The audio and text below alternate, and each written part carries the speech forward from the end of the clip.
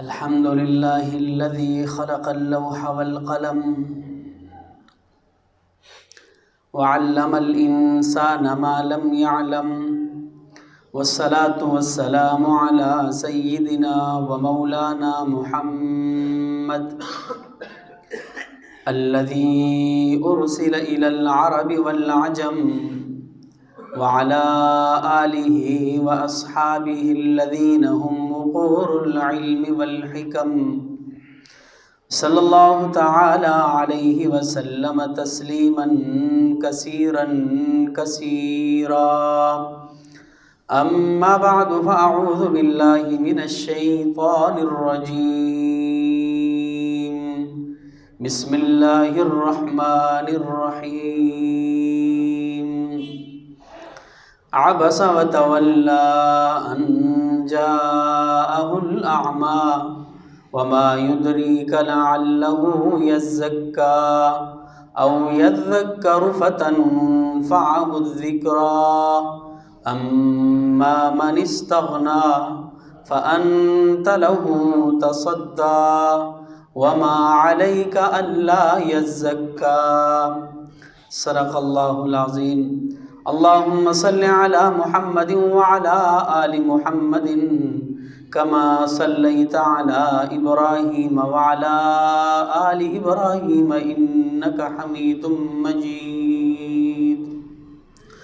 اللهم بارك على محمد وعلى آل محمد كما باركت على إبراهيم وعلى آل إبراهيم إنك حميد مجيد.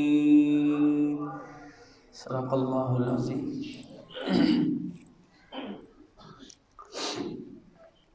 سامعین محترم، معززین علاقہ، گزشتہ جمعہ ہماری گفتگو چل رہی تھی سورۃ الحاقہ کے عنوان سے.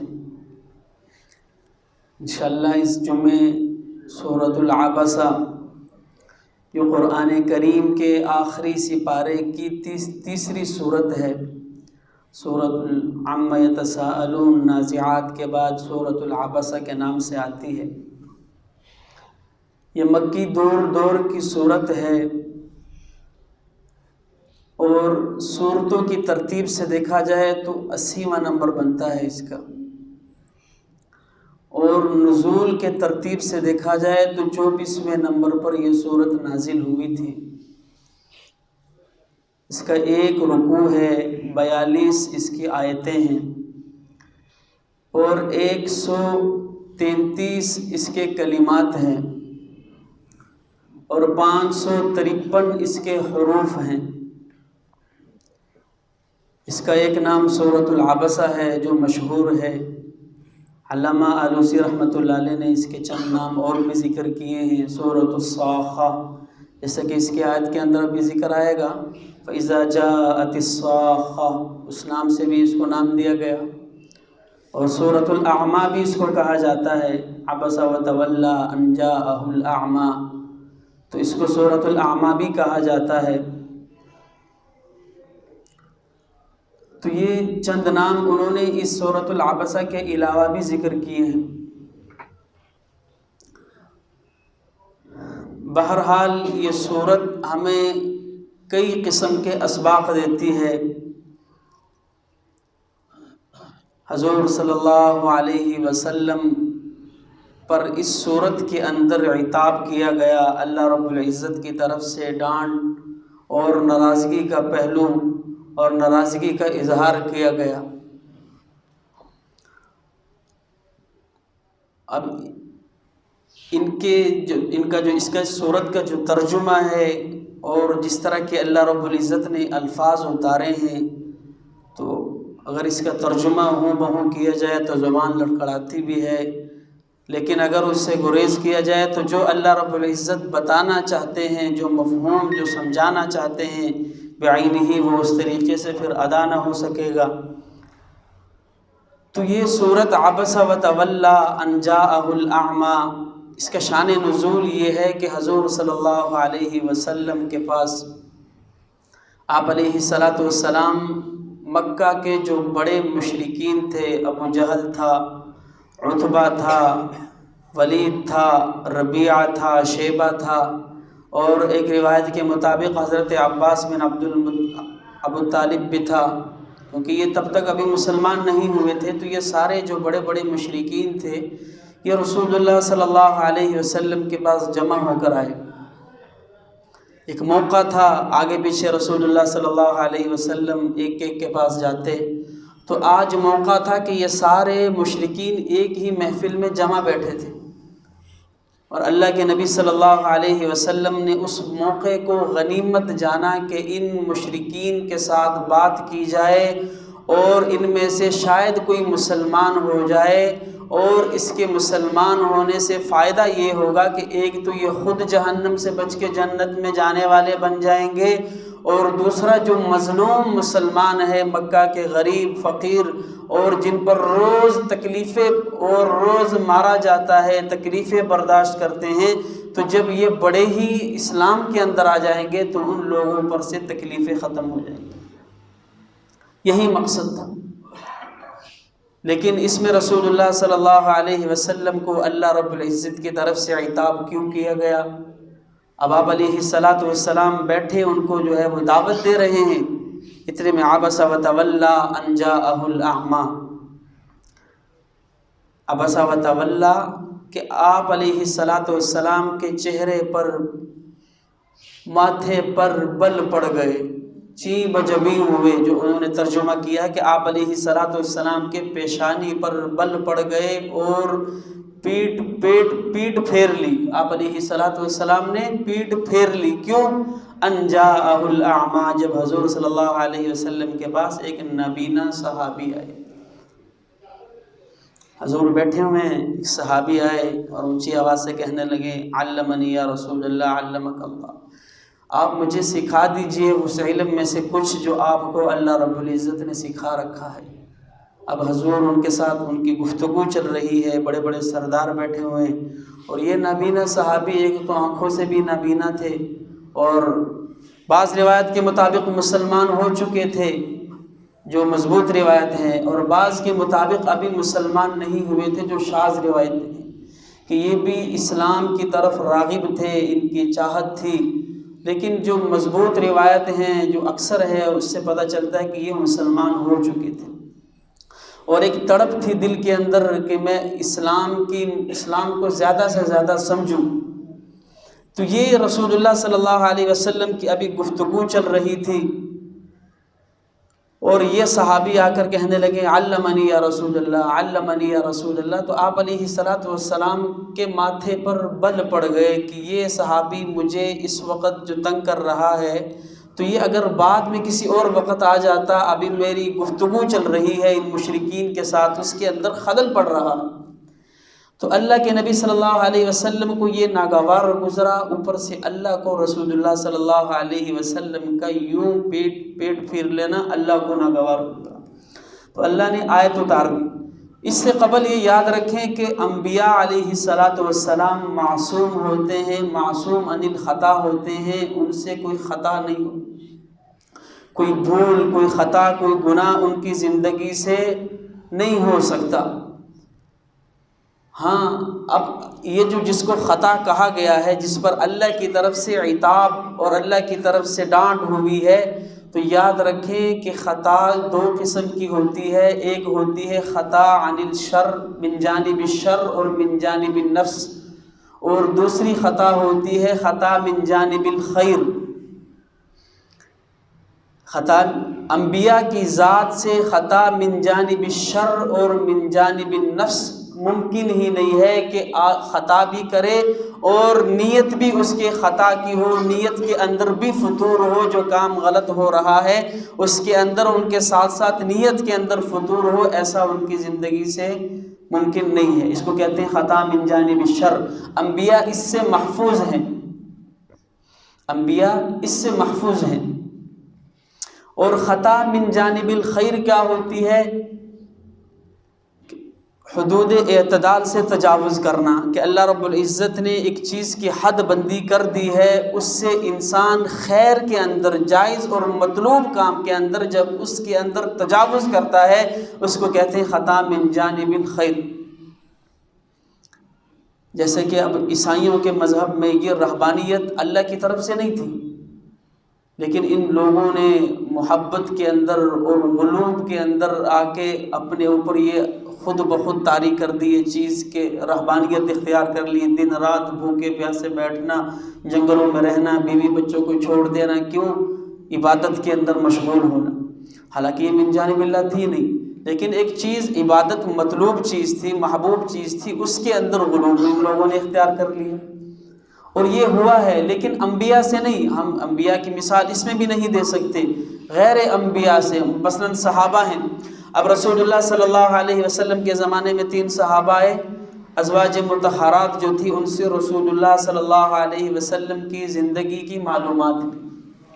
3 صحابہ اکٹھے ہوئے، ازواج مطہرات رضوان اللہ تعالی علیہم اجمعین کے پاس پہنچے، اور آپ علیہ السلام کی جو شب و روز کے معمولات تھے کہ حضور رات کے اندر عبادت کتنی کرتے ہیں اور کس طرح کرتے ہیں، نفلی روزے کتنے رکھتے ہیں، یہ ساری معلومات لینے لگے۔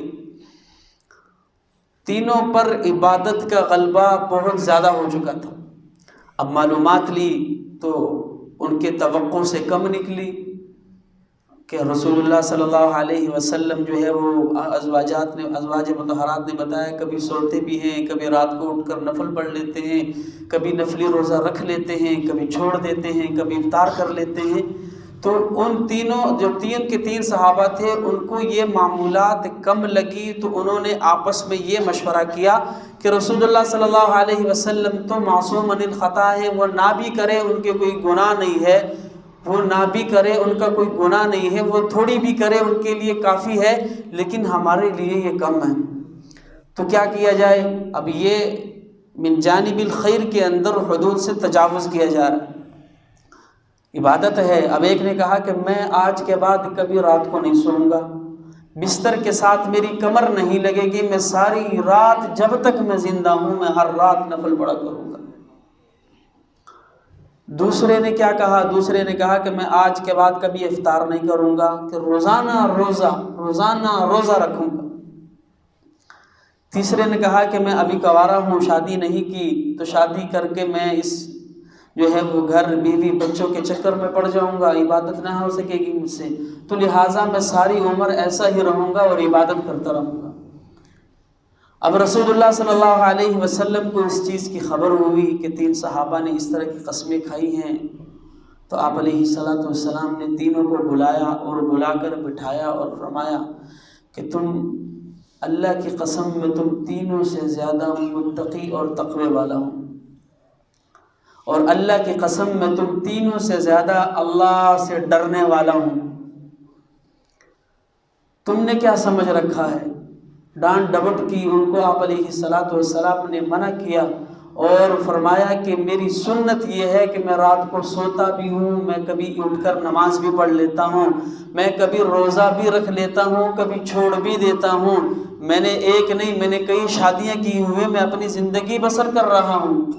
تم مجھ سے آگے نکلنا چاہتے ہو، اللہ کی قسم کبھی آگے نہیں نکل سکتے، یاد رکھنا یہ میری سنت ہے۔ اس موقع پر آپ نے فرمایا فمن رغب عن سنتی فلیس منا، جس نے میری سنت سے منہ موڑ لیا وہ ہم میں سے نہیں ہے۔ کہ آپ علیہ وہ صحابہ جانب الخیر کے اندر حد سے تجاوز کر رہے تھے، حالانکہ عبادت ہے، روزانہ نفل پڑھنے سے، روزانہ روزہ رکھنے سے ثواب ہی ملتا ہے، لیکن حضور صلی اللہ علیہ وسلم نے منع فرما دیا کہ ایسا ظلم کبھی نہیں کرنا، کبھی روزہ بھی رکھ لیا کرو، کبھی چھوڑ بھی دیا کرو، کبھی رات کو اٹھ کر نماز پڑھ لی، کبھی کچھ حصہ تمہارا بدن کا بھی تم پر حق ہے، اس کو آرام کی ضرورت ہے، اس کو آرام دو۔ اور یہ کنوارا رہنا یہ کیا پاگل پن ہے؟ شادی کرو، میں نے بھی کی ہے، اپنی زندگی بسر کرو۔ تو اللہ کے نبی صلی اللہ علیہ وسلم نے ان 3 صحابہ کو اس کام سے منع فرما دیا۔ تو معلوم ہوا کہ من جانب الخیر حد سے تجاوز کرنا یہ بھی اسلام کے اندر ناپسندیدہ عمل ہے، اور اگر یہ من جانب الخیر عمل ہو جائے تو خواہ مخواہ جو دوسرا پہلو ہے اس پر لازماً اثر پڑتا ہے۔ اگر آپ خیر کے اندر بھی تھوڑا حد سے تجاوز کر لیتے ہیں تو اس کا جو دوسرا پہلو ہے پڑلا ہے، لازماً اس کے اندر کوئی نہ کوئی فرق پڑے گا۔ جیسا کہ اللہ رب العزت نے موسیٰ علیہ السلام جب اللہ رب العزت نے موسیٰ علیہ السلام سے کہا کہ آنا اور کوہ طور پہ آ کے مجھ سے وہ کتاب لے لینا، لیکن موسیٰ علیہ السلام کو ایک مقررہ وقت بتایا گیا کہ اس وقت پر آنا۔ اب موسیٰ علیہ السلام محبت کا غلبہ، عبادت کا جذبہ وقت سے پہلے پہنچ گئے، تو اللہ رب العزت نے ارشاد فرمایا وَمَا أَعْجَلَكَ عَنْ قَوْمِكَ يَا موسیٰ، اے موسیٰ تم تو اپنی قوم سے بہت پہلے پہنچ گئے، تم نے آنے میں بہت زیادہ جلدی نہ کر دی، تمہیں وقت مقررہ پر بلایا گیا تھا، تم تو ان سے پہلے پہنچ گئے، وہ قوم کو ساتھ لے کر آنا تھا۔ کیا فرمایا قَالَ هُمْ أُولَٰئِ عَلَىٰ أَثَرِي وَعَجِلْتُ إِلَيْكَ رَبِّ لِتَرْضَىٰ، اے میرے اللہ وہ میرے پیچھے پیچھے ہی ہیں، ہم أُولَٰئِ عَلَىٰ أَثَرِي وہ قریب ہی ہیں، وہ آ رہے ہیں، وہ میرے پیچھے ہی ہے، وَعَجِلْتُ إِلَيْكَ رَبِّ لِتَرْضَىٰ، اللہ میں نے جلدی اس لیے کیا تاکہ تو راضی ہو جائے۔ اب اللہ رب العزت نے ان کو ایک وقت مقررہ پر بلایا تھا، لیکن اللہ کی رضا اور جلد ملنے کے شوق کے اندر انہوں نے قوم کو پیچھے چھوڑا اور خود اکیلے اللہ رب العزت کے دربار میں پہنچ گئے۔ تو آگے سے اللہ رب العزت نے ارشاد فرمایا قال فإنا قد فتنا قومك من بعدك وأضلهم السامرين، تو موسیٰ پھر ہم نے تمہاری قوم کو جو ہے وہ فتنے کے اندر ڈال دیا ہے اور سامری نے ان کو گمراہ کر دیا ہے تمہارے آنے کے بعد۔ تو نتیجہ تو نکلا، اب موسیٰ علیہ السلام نے تھوڑی جلد بازی کی، اللہ رب العزت قوم کو چھوڑ کے پہنچ گئے، لیکن اللہ رب العزت نے جس وقت مقررہ پر بلایا تھا اس سے قبل پہنچنا، وہ موسیٰ علیہ السلام کی محبت تھی، ایک تڑپ تھی، اللہ سے ملنا تھا، لیکن اس کا جو اثر پڑا پیچھے سے سامری کو موقع ملا اور اس کا وقت نے پوری قوم کو جو ہے وہ گمراہ کر دیا۔ تو یہی چیز اب حضور صلی اللہ علیہ وسلم تمام جو مشرکین جمع ہیں، آپ علیہ السلام نے ان کو بٹھایا تاکہ یہ لوگ اسلام کے اندر داخل ہو جائیں، اور حضور صلی اللہ علیہ وسلم اس حوالے سے انتہائی حریص تھے، بلکہ قرآن خود کہہ رہا ہے حریص علیکم بالمؤمنین رؤوف الرحیم، میرا نبی بہت ہی زیادہ حریص ہے مومنین پر، کس حوالے سے؟ رؤوف الرحیم، رحم دلی کے اعتبار سے کہ ہر فرد ہر شخص جہنم سے بچ کے جنت میں جانے والا بن جائے۔ اور حضور صلی اللہ علیہ وسلم یہاں بیٹھ کر اسی کام میں لگے ہوئے تھے کہ یہ جو مشرکین ہیں شاید ان میں سے کوئی مسلمان ہو جائے اور یہ جہنم سے بچ کے جنت میں جانے والا بن جائے، اور دوسرا جب ان میں سے کوئی مسلمان ہوگا تو یہ جو کمزور مسلمان ہے انہی پر جو ہے وہ ظلم و ستم کم ہو جائے گا۔ اسی وجہ سے حضور صلی اللہ علیہ وسلم کے ماتھے پر بل پڑ گئے اس شخص کے آنے کی وجہ سے کہ یہ غلط ٹائم آیا ہے، لیکن اللہ رب العزت کو حضور صلی اللہ علیہ وسلم کی یہ بات بھی ناگوار گزری، فرمایا عبس وتولی ان جاءہ الاعمی۔ اور قربان جاؤں کہ خطاب کا انداز دیکھیں، اب عبسہ یہاں پہ اللہ صیغہ حاضر کا لے کر آئے ہیں، مخاطب کا نہیں لے کر آئے۔ اب علماء نے اس کی دو تفسیریں کی ہیں۔ بعض کہتے ہیں کہ جب کسی انسان سے ناراضگی ہو تو زیادہ غصے میں آ کے بسا اوقات انسان ڈائریکٹ اس سے بات نہیں کرتا، موجود ہوتا ہے لیکن مخاطب کسی اور کو کہہ کے سنا اس کو رہا ہوتا ہے۔ مثلاً اب بیٹے سے ناراضگی ہو گئی ہے، اب شوہر جو ہے وہ ڈائریکٹ باپ جو ہے وہ بیٹے سے بات نہیں کر رہا، وہ اس کی اماں کو سنا رہا ہے، اس کو کہہ دینا فلاں کام نہ کرے۔ اب وہ ڈائریکٹ اس سے بات نہیں کرنا چاہ رہا ہوتا کیونکہ ناراضگی ہے، غصہ ہے، تو وہ کسی اور کو سنا کر اس کو سنا رہا ہوتا ہے۔ اور ایک تو یہ تفسیر کہ اللہ رب العزت کو غصہ تھا، اللہ نے کہا عبس وتولی، ڈائریکٹ حضور کو مخاطب کر کے نہیں فرمایا، فرمایا وہ شخص کے ماتھے پر بل پڑ گئے جس کے پاس ایک نبینہ شخص آیا۔ اور دوسرا علماء نے یہ لکھا ہے کہ اس کے اندر ایک محبت بھی ہے کہ بسا اوقات انسان ڈائریکٹ کسی سے جب مخاطب ہو کے غصہ نکالتا ہے تو وہ ذرا معاملہ سخت ہو جاتا ہے، اب کسی اور کے تھرو جب بات پہنچاتا ہے تو اس کے اندر تھوڑی نرمی پڑ جاتی ہے۔ دونوں طرح کی تفسیر علماء نے کی ہے۔ بعض کہتے ہیں کہ یہ زیادہ غصے کی وجہ سے اللہ نے ایسا کلام پیش کیا، بعض کہتے ہیں کہ نہیں یہ حضور صلی اللہ علیہ وسلم سے اللہ کو محبت تھی، براہ راست سامنے گفتگو کرنا اللہ کو پسند نہیں تھا کہ میں براہ راست حضور صلی اللہ علیہ وسلم سے ڈائریکٹلی بات کروں، اس لیے اللہ نے غائب کا صیغہ استعمال کیا، صرف سنائی۔ عبس و تولا، اس شخص کے ماتھے پر پیشانی پر بل پڑ گئے اور پیٹھ پھیر لی، ان جاءہ الاعمی، کہ جس کے پاس ایک نابینا شخص آیا۔ وہ نابینا کون تھے؟ عبداللہ ابن ام مکتوم رضی اللہ عنہ، ایک صحابی ہیں، نابینا ہے۔ یہ رسول اللہ صلی اللہ علیہ وسلم کے پاس پہنچ گئے جب آپ علیہ السلام مکہ کے بڑے بڑے مشرکین کو دعوت دے رہے تھے۔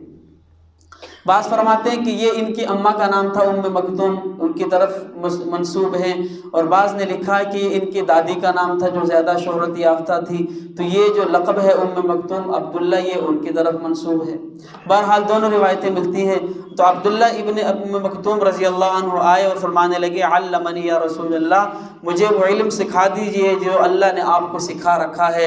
حضور صلی اللہ علیہ وسلم جو مکہ کے مشرکین تھے ان کے ساتھ گفتگو کر رہی تھی، گفتگو فرما رہے تھے اور ماتھے پر بل پڑ گئے، تو اللہ کو یہ ناگوار گزرا اور اللہ رب العزت نے سورۃ العبسہ نازل فرما دی۔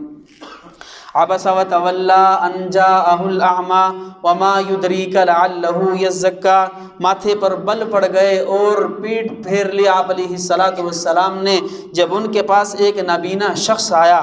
وما یدریک لعلہ یزکا، اور انہیں کیا معلوم کہ وہ شاید پاکی حاصل کر لیتا، کہ یہ جو نابینا شخص آیا ہے تزکیہ حاصل کر لیتا۔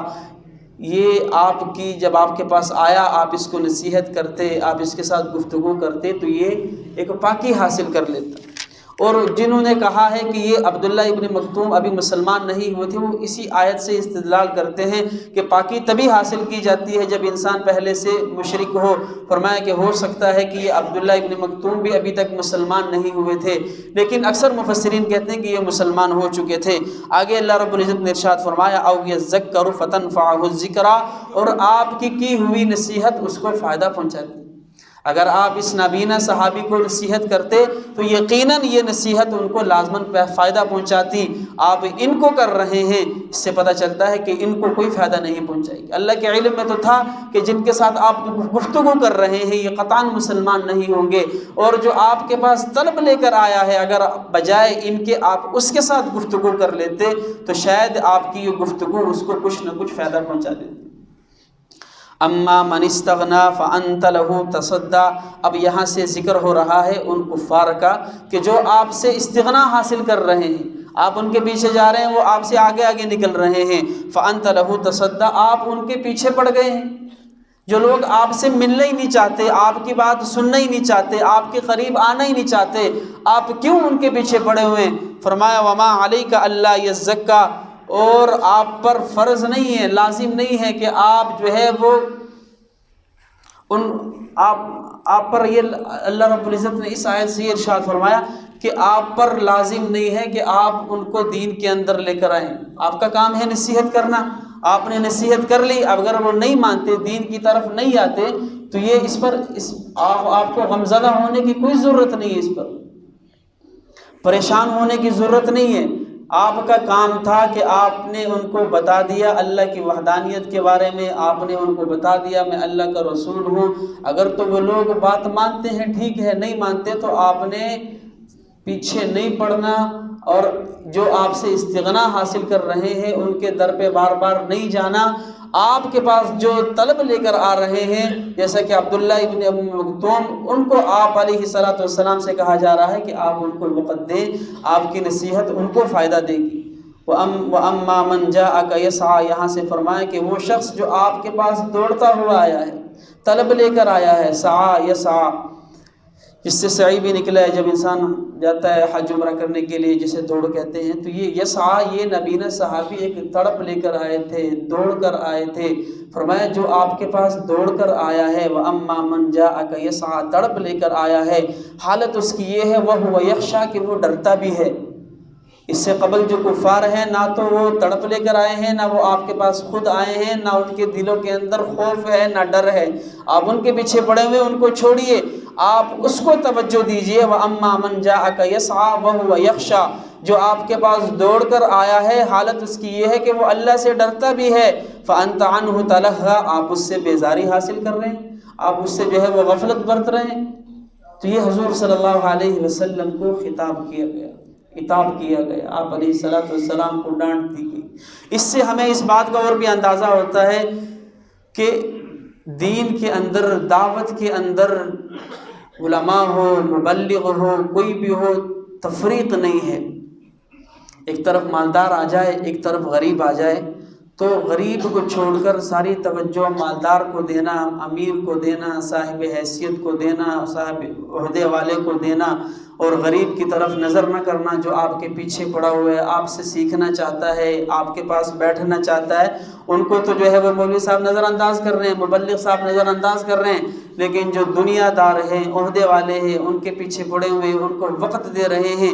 اس چیز سے خصوصاً منع کیا گیا ہے۔ یہی سبق دیا گیا ہے کہ دین کے اندر تبلیغ کے حوالے سے تمام مسلمان یکساں ہیں، وہ امیر ہو، وہ غریب ہو، وہ مالدار ہو، وہ فقیر ہو، اور بہتر یہ ہے کہ جو سیکھنا چاہتا ہے آپ پوری توجہ ان کو دیں۔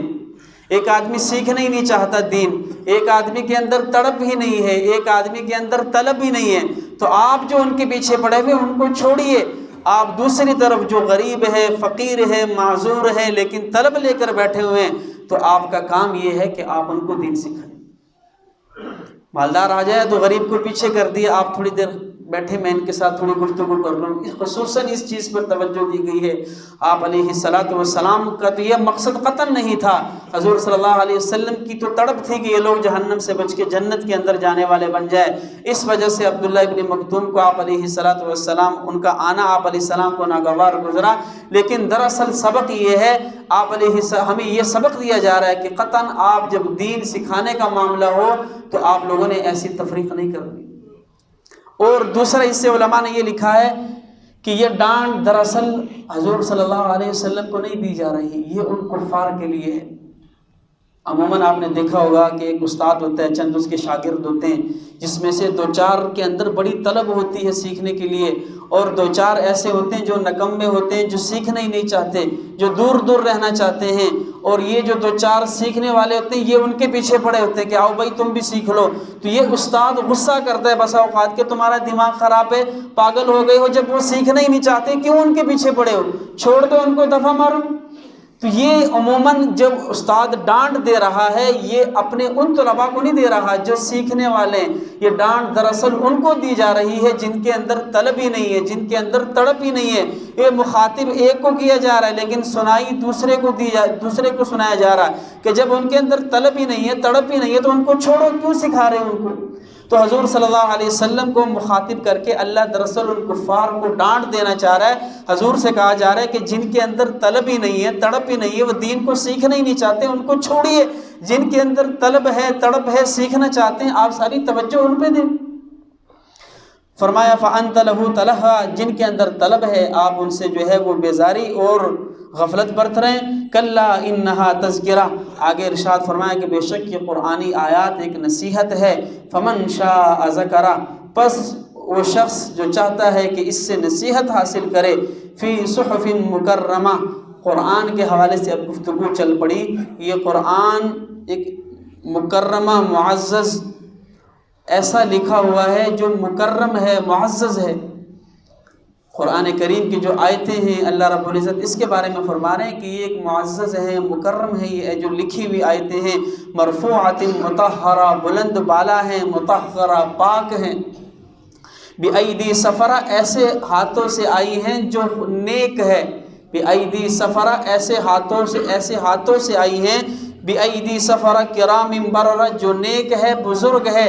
اب اس سے علماء نے کہا کہ حضور اللہ رب العزت سے لے کر حضور تک جن ہاتھوں نے اس قرآن کو اٹھایا، حضور تک لے کر آئے، فرشتے مراد ہیں، وہ نیک ہے اور بزرگ ہیں، ان ہاتھوں سے اللہ کے نبی تک پہنچایا گیا۔ اور بعض نے کہا ہے کہ اللہ کے نبی پر جب اترتا رہا اور صحابہ جو اس کو لکھتے رہے، جیسے زید ابن ثابت، اور اسی طرح حضرت امیر معاویہ رضی اللہ تعالیٰ عنہ، یہ ان کے متعلق یہ آیتیں ہیں کہ جو اس حضور صلی اللہ علیہ وسلم سے آیتیں لے کر یہ لکھتے رہے، فرمایا کہ یہ ایک نیک اور بزرگ ہاتھوں سے لکھی ہوئی آیتیں۔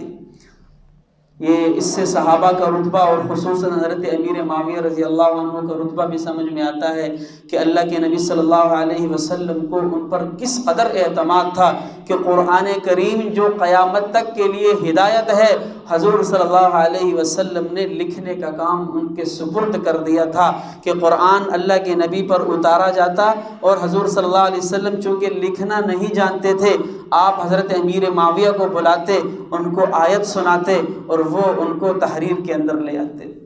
تو ایک بہت بڑی ذمہ داری تھی، یقیناً بہت بڑی ذمہ داری تھی کہ اللہ کے نبی صلی اللہ علیہ وسلم نے اس ذمہ داری کے لائق اگر کسی کو سمجھا تو حضرت امیر معاویہ رضی اللہ عنہ کو سمجھا، کہ قرآن کی ذمہ داری ان کے حوالے کر دی کہ قرآن اللہ کے نبی پہ اتر رہا ہے، اور امیر معاویہ رضی اللہ عنہ اس کو اپنے ہاتھوں سے لکھ لکھ کر محفوظ فرما رہے ہیں۔ جیسے کہ آج لوگ کہتے ہیں کہ امیر معاویہ رضی اللہ عنہ خائن تھے، تو خائن تھے کیا؟ رسول اللہ صلی اللہ علیہ وسلم کو اس قدر علم نہیں تھا کہ میں قرآن ان کے حوالے کر رہا ہوں جو ساری امت کی ہدایت کا ذریعہ ہے، کیوں لکھواؤں میں ان سے؟ تو اللہ کے نبی صلی اللہ علیہ وسلم کا حضرت امیر معاویہ سے قرآن لکھوانا پتہ چلتا ہے کہ ان کے اندر خیانت کا 1% امکان نہیں تھا۔ فرمایا فی صحف مکرمہ مرفوعۃ مطہرہ بایدی سفرہ کرام بررہ۔ آگے اللہ رب العزت نے انسان کو مخاطب کر کے فرمایا قتل الانسان ما اکفرہ، انسان قتل ہو جائے، ہلاک ہو جائے کہ کس قدر یہ ناشکرہ ہے۔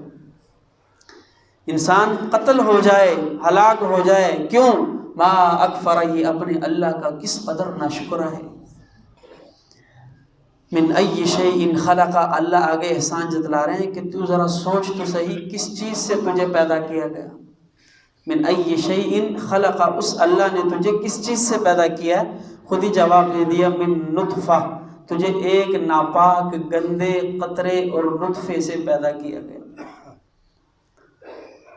وہ قطرہ کہ جو کپڑوں پہ لگ جائے ہم 2 منٹ چھوڑنا نہیں چاہتے، فوراً دھو دیتے ہیں، جسم سے نکلے تو انسان ناپاک ہو جاتا ہے، غسل اس پر واجب ہو جاتا ہے، جس کو دیکھنا ناگوار، ہاتھ لگانا ناگوار، دیکھنا ناپسندیدہ، اتنا قبیح سمجھا جاتا ہے۔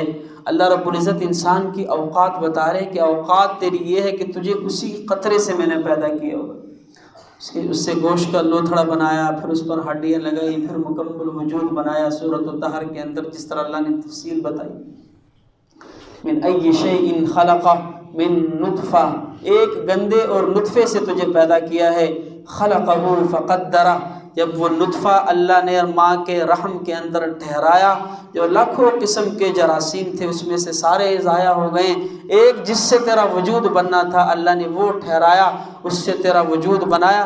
خلقہ، تجھے پیدا کیا، فقدرہ، پھر تجھے ایک اندازے کے ساتھ بنایا، اندازے کے ساتھ، تیرے خوبصورت بال، تیری آنکھیں، تیرے ہونٹ، تیرا قد، تیری جسامت، نوع انسانیت کے حوالے سے بھی پھر ایک اندازہ بنایا، فردن حوالے سے بھی پھر تجھے ایک خوبصورت اندازے کے ساتھ پیدا کیا۔ تیرے ہاتھ ایک جیسے، تیرے ہونٹ خوبصورت، تیری ناک خوبصورت، ایسا نہیں ہے کہ ایک کی ناک برابر ہے دوسرے کی اس سے لمبی ہے، تیسرے کے کان چھوٹے ہیں۔ اللہ نے ایک خوبصورت اندازے کے ساتھ انسان کو پیدا فرمایا من نطفۃ خلقہ فقدرہ ثم السبیل یسرہ۔ اور یہاں سے اللہ رب العزت نے علماء فرمایا کہ فقدرہ کا مطلب یہ ہے کہ پہلی دفعہ جب انسان کو پیدا کیا گیا سب ایک برابر۔ کیسے سب ایک برابر؟ کہ پہلی دفعہ جتنے بھی انسان پیدا ہوئے سب بے گناہ پیدا ہوئے، ماں کے رحم سے جتنے بھی انسان آئے ہیں اللہ رب العزت نے سب کو بے گناہ پیدا فرمایا ہے۔ فقدرہ کی ایک تفسیر یہ بھی بتاتے ہیں، لیکن جب دوبارہ ان کو پیدا کیا جائے گا مرنے کے بعد، تب کوئی میں سے کوئی گنہگار ہوں گے، کوئی بے گناہ ہوں گے، تب فقدرہ نہیں ہوگا۔ ابھی تو تمہیں پیدا کیا فقدرہ، سب ایک برابر ہے، سب کے سب بے گناہ ہے، کسی پر کوئی گناہ نہیں ہے۔ انسان جب زندگی کے اندر اعمال کرتا ہے، کچھ نیک اعمال ہے، کچھ برے اعمال ہے، لیکن جب تم مر جاؤ گے دوبارہ زندہ کیا جاؤ گے تو اس کے اندر فقدرہ نہیں ہوگا، اس کے اندر پتہ نہیں کتنے بے گناہ ہوں گے، ہزاروں گنہگار ہوں گے۔ تو یہاں سے ایک تفسیر یہ بھی کی ہے ثم السبیل یسرہ، پھر اللہ کے احسان جتلا رہے ہیں جب تجھے ماں کے پیٹ کے اندر 9 مہینے تک بڑا کیا، سانس ڈالے، پیدا کیا، بڑا ہوا، 9 ماہ کا ہوا، ثم السبیل یسرہ، جب تو دنیا کے اندر تیرا وقت ہوا کہ تو دنیا کے اندر آئے تو اللہ فرما رہے میں نے آسان کر دیا وہ راستہ جس سے تو نے آنا تھا، اس راستے کو اللہ رب العزت فرما رہے ثم السبیل یسرہ، تمہارے لیے میں نے وہ راستہ آسان کر دیا۔ ثم اماتہ فاقبرہ، فرمایا پھر میں تمہیں موت دوں گا۔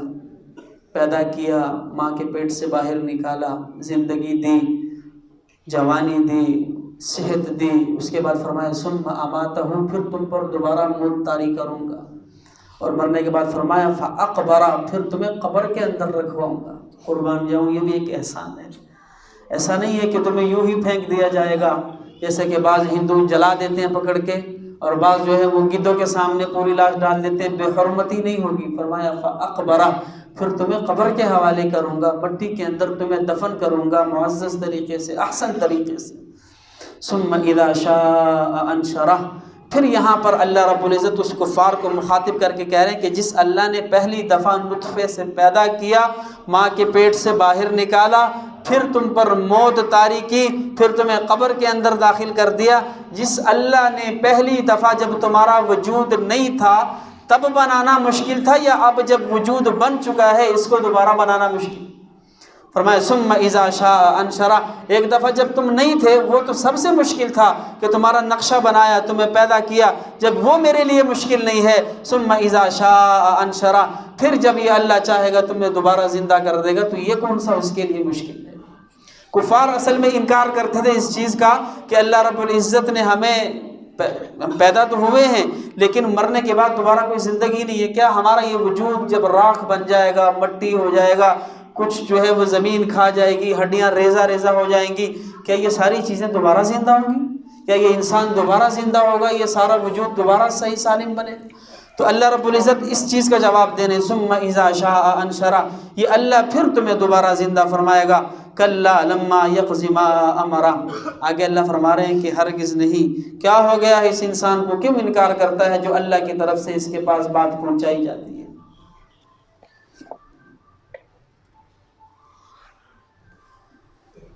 فَلْيَنْظُرِ الْإِنسَانُ إِلَىٰ طَعَامِهِ، اب اللہ انسان کو مخاطب کر کے کہہ رہے ہیں کہ میرے بندے تو ذرا اپنے کھانے کی طرف تو دیکھ، اپنے کھانے کی طرف غور کر۔ اَنَّا صَبَبْنَا الْمَاءَ صَبًّا، کہ ہم نے آسمان سے پانی اتارنا، کہ یہ کھانا جو تو کھا رہا ہے، سبزیاں ہیں، ترکاریاں ہیں، یہ کہاں سے نکلا؟ زمین سے نکلا، کیسے نکلا؟ فرمایا ہم نے آسمان سے پانی اتارا، ثُمَّ شَقَقْنَا الْأَرْضَ شَقًّا، پھر ہم نے زمین کو پھاڑا۔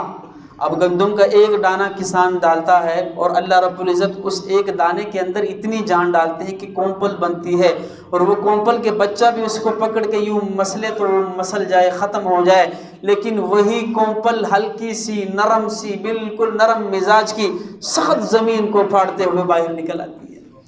فرمایا یہ کس نے کیا؟ ثم شققنا الارض شقا، یہ تیرا اللہ ہے جس نے تمہارے اناج کے لیے، تمہاری روزی کے لیے زمین کو پھاڑا، فانبتنا فیہا حبا، پھر اس میں سے ہم نے دانہ نکالا، گندم کا دانہ ہو، جو کا دانہ ہو، جوار کا دانہ ہو، ڈالو۔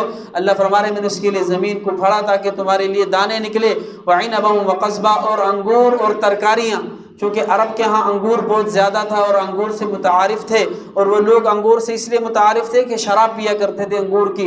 فرمایا وعنبا وقضبا، اور انگور اور ترکاریاں، وزیتونا ونخلا، اور زیتون کے درخت اور کھجور، ان دونوں چیزوں سے بھی اللہ وہ لوگ متعارف تھے۔ اللہ اس لیے اس کا ذکر کر رہے ہیں کہ تمہارے لیے زیتون کے درخت نکالے اور کھجور کے بڑے بڑے درخت نکالے، وحدائق غلبا، اور گھنے باغات بنائے، وفاکہۃ وابا، اور تمہارے لیے پھل فروٹ اور تمہارے لیے اناج، پھل فروٹ اور گھاس، یہ تمہارے لیے تو پھل فروٹ وغیرہ ہو گیا، اور گھاس وغیرہ جو سبزیاں ہیں، جو ترکاریاں ہیں، یہ گھاس وغیرہ تمہارے جانوروں کے لیے، متاعا لکم ولانعامکم، تاکہ یہ تمہارے بھی فائدے میں آئے اور تمہارے جانوروں کے بھی فائدے میں آئے، کہ جو ترکاریاں ہیں، جو پھل فروٹ ہیں، جو اناج ہے وہ تمہارے فائدے، اور جو گھاس وغیرہ ہے وہ تمہارے جانوروں کے فائدے آ جائے۔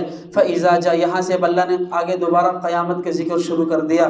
فرمایا فَإِذَا جَاءَتِ الصَّاخَّةُ، جب وہ کانوں کو پھاڑنے والی آواز آئے گی، وسور جسے جب پھونکا جائے گا تو ایسی آواز ہوگی جو کانوں کے پردوں کو پھاڑ دے گی۔ فرمایا جب وہ آواز آئے گی اس دن ہوگا کیا؟ یوم یفر المرء من اخی، اس دن انسان اپنے بھائی سے بھاگے گا، وامہ وابی، اور اپنی ماں سے اور اپنے باپ سے بھاگے گا، وصاحبتہ وبنی، اور اپنی بیوی اور اپنے بچوں سے بھاگے گا۔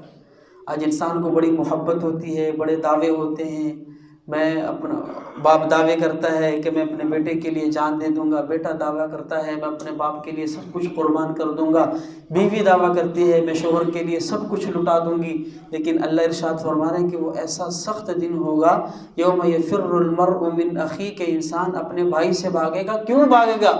فرمایا اس لیے بھاگے گا کہ کہیں میرا بھائی مجھ سے کوئی نیکی نہ مانگ لے، دور دور پھرے گا، چھپتا پھرے گا۔ فرمایا وہ امہ و ابی، اور اپنے باپ سے اور اپنے بھائی اور اپنی ماں سے بھاگے گا، وصاحبتہ و بنی، صاحبہ کا لفظ استعمال کیا۔ اب قرآن کریم کے اندر ہمارے اردو زبان میں بیوی کو بیوی کہا جاتا ہے، لیکن قرآن کریم کے اندر بیوی کے لیے 3 الفاظ استعمال ہوئے، صاحبہ، امرا اور زوجہ۔ اور قرآن کی فصاحت اور بلاغت سے کہ یہ تینوں معنی تو سب کا ایک ہی ہے، بیوی، صاحبہ بھی بیوی کو کہتے ہیں، امرا بھی بیوی کو کہتے ہیں، زوجہ بھی بیوی کو کہتے ہیں، لیکن ان تینوں کا استعمال اللہ رب العزت نے الگ الگ جگہ پر کیا۔ علماء نے لکھا ہے کہ امرا اس بیوی کو کہا جاتا ہے جس کا شوہر کے ساتھ جسمانی ربط اور تعلق ہو لیکن ذہنی آہم انگی نہ ہو، ان دونوں میں ذہنی سوچ دونوں کی ایک نہ ہو، ذہن دونوں کے ایک نہ ہو، سوچ دونوں کی ایک نہ ہو، اور دونوں کے رستے ذہنی طور پر الگ الگ ہو۔ اس کو امرا کہتے ہیں کہ جسمانی حوالے سے تو ان کا تعلق ہے لیکن سوچ اور ذہن ایک نہیں ہے، اس کو امرا کہا جاتا ہے، جس کی مثال اللہ نے قرآن کے اندر دی، وقالت امرأۃ فرعون۔ اب فرعون کی بیوی آسیہ کو امرا کہا گیا، کیوں کہ دونوں کا تعلق جسمانی تو تھا کہ میاں بیوی ہے، لیکن ذہنی تعلق دونوں کا نہیں تھا۔ وہ وحدانیت کا اقرار کرنے والی تھی، وہ اللہ کے نبی پر ایمان لائی تھی بیوی، اور جو فرعون تھا وہ کافر تھا، اس کی وہ وحدانیت کا انکار کرنے والا تھا۔ دونوں کی سوچ الگ الگ تھی۔ اللہ نے اس وجہ سے فرمایا وقالت امرأۃ فرعون، کہ دونوں کی سوچ الگ الگ ہے، میاں بیوی تو ہیں، جسمانی تعلق تو ہے لیکن سوچ نہیں ہے، لہٰذا وہاں امرا کا لفظ استعمال کیا۔ اور اسی طریقے سے وقالت امرأۃ لوط، اب لوط علیہ السلام کی بیوی خود جو ہے وہ مسلمان نہیں تھی، لوط علیہ السلام پیغمبر ہیں، اب دونوں میاں بیوی ہیں، جسمانی تعلق ہیں لیکن ذہنی اعتبار سے دونوں کے رستے الگ الگ ہیں، وہاں بھی اللہ نے امرا کا لفظ استعمال کیا۔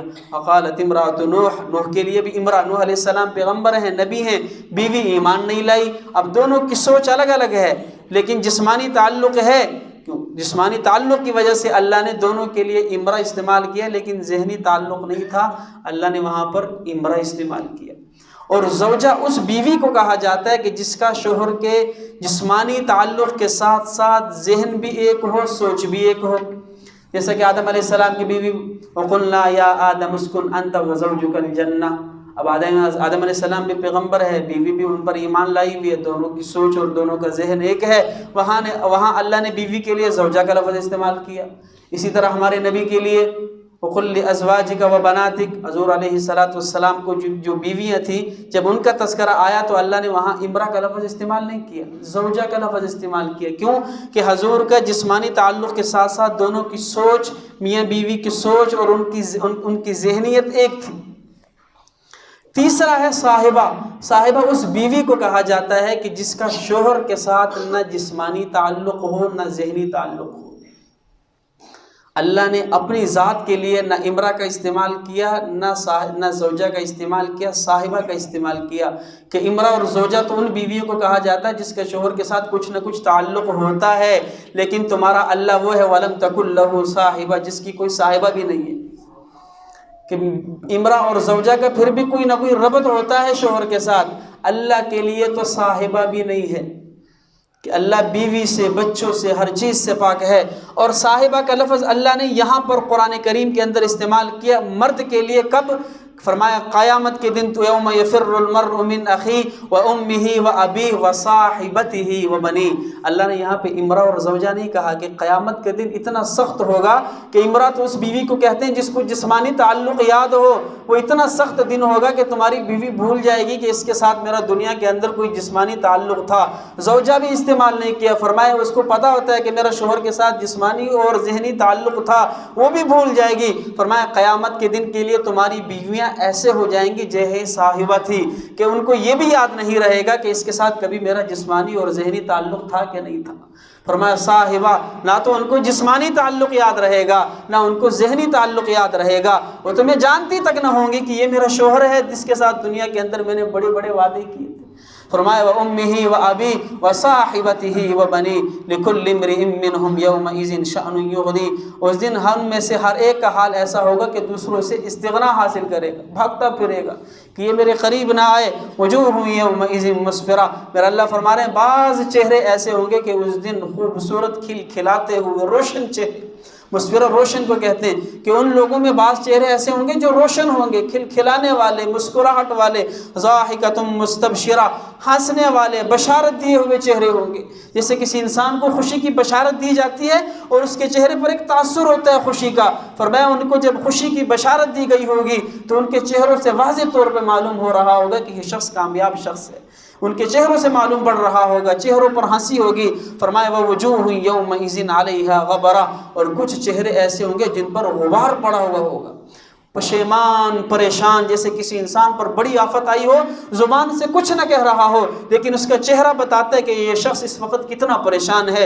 فرمایا بعض چہرے ایسے ہوں گے جن پر غبار ہوگا، ترحقها قطرہ، ضلالت ان پر چھائی ہوئی ہوگی، ان کے چہرے بتا رہے ہوں گے کہ ان پر ضلالت چھائی ہوئی ہوگی۔ اور وہ کون لوگ ہیں؟ اولئک هم الکفرۃ الفجرہ، یہ کفرہ کافر کی جمع اور فجرہ فاجر کی جمع، کہ وہ کافر لوگ ہوں گے اور فاجر گنہگار لوگ ہوں گے۔